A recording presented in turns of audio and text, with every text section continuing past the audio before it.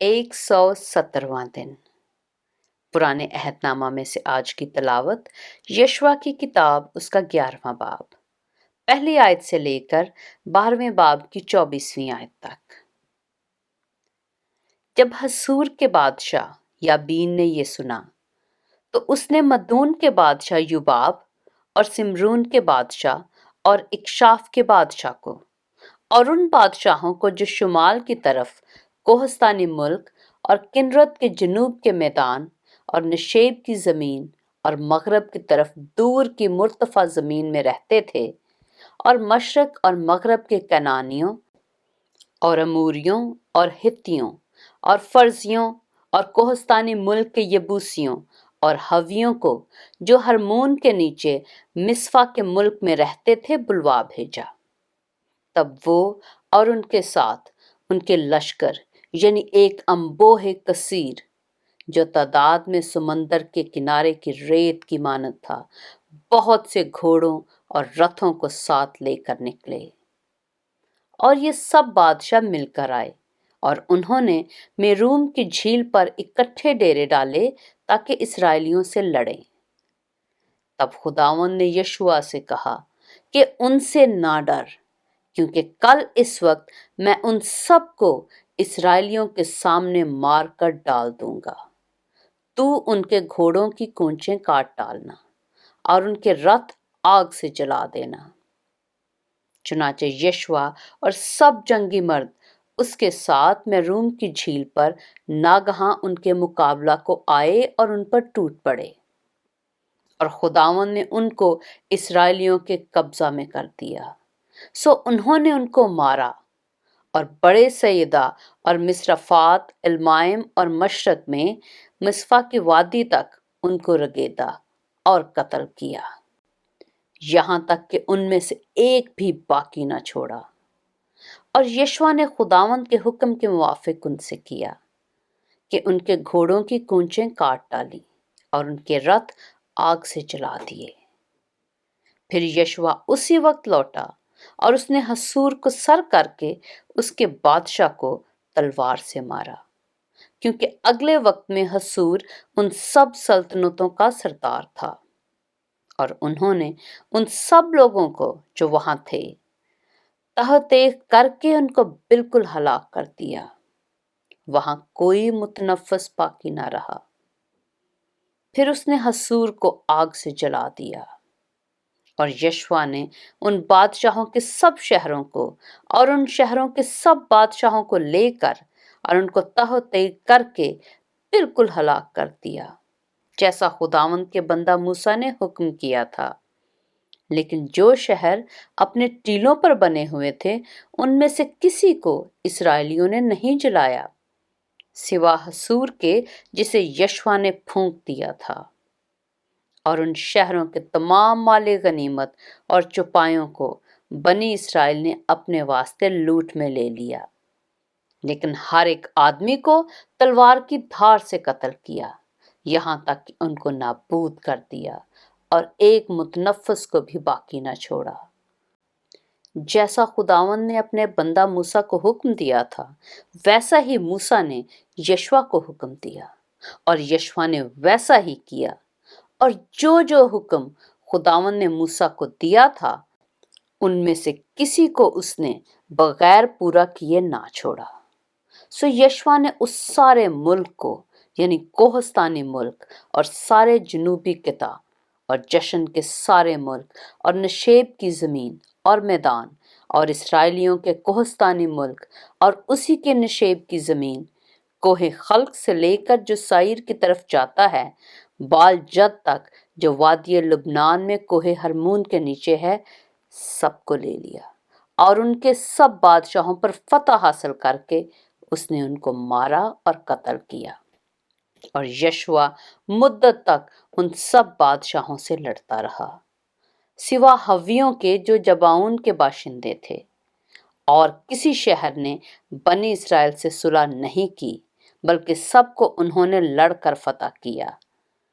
क्योंकि ये खुदावंद ही की तरफ से था कि वो उनके दिलों को ऐसा सख्त कर दे कि वो जंग में इसराइल का मुकाबला करें। تاکہ وہ ان کو بالکل ہلاک کر ڈالے اور ان پر کچھ مہربانی نہ ہو، بلکہ وہ ان کو نیست و نابود کر دے، جیسا خداوند نے موسیٰ کو حکم کیا تھا۔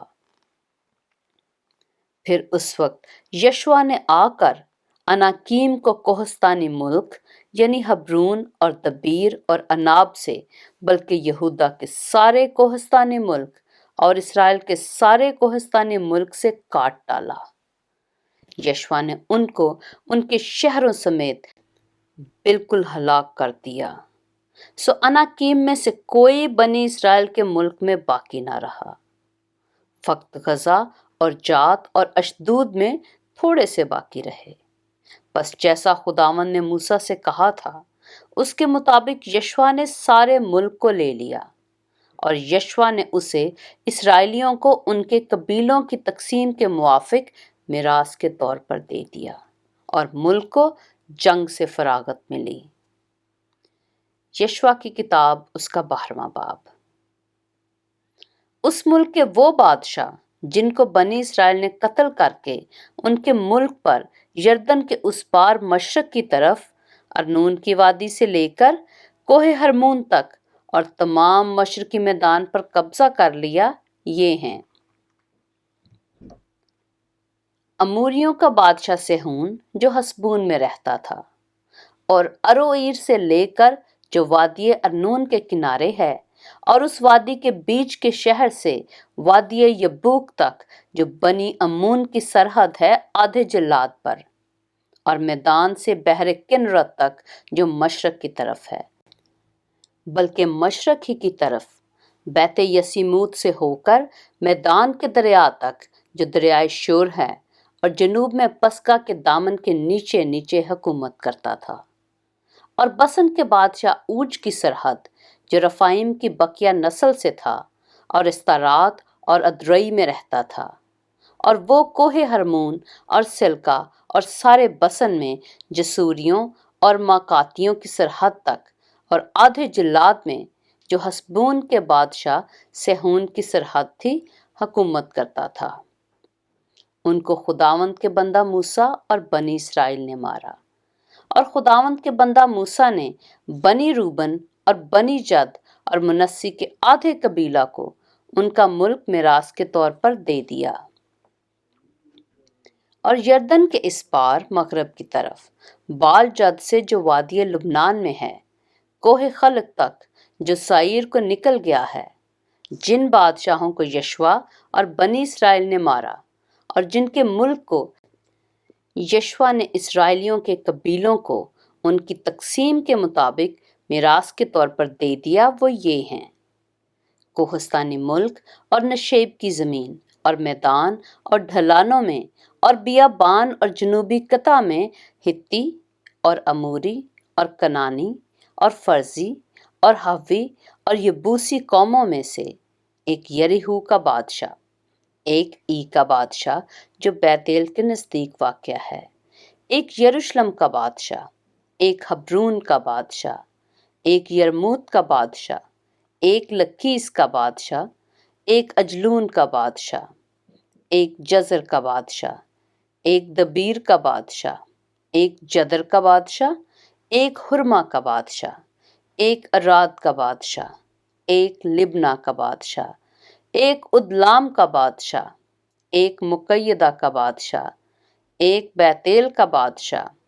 ایک تفہو کا بادشاہ، ایک حفر کا بادشاہ، ایک افیق کا بادشاہ، ایک لشرون کا بادشاہ، ایک مدون کا بادشاہ، ایک حسور کا بادشاہ، ایک سمرون مرون کا بادشاہ، ایک اکشاف کا بادشاہ، ایک تانک کا بادشاہ،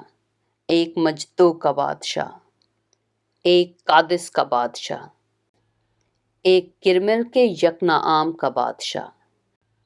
ایک دور کی مرتفع زمین کے دور کا بادشاہ، ایک گوئیم کا بادشاہ جو جلجال میں تھا، ایک ترزا کا بادشاہ۔ یہ سب 31 بادشاہ تھے۔ پاک کلام کے پڑھے اور سنے جانے پر خداوند کی برکت ہو۔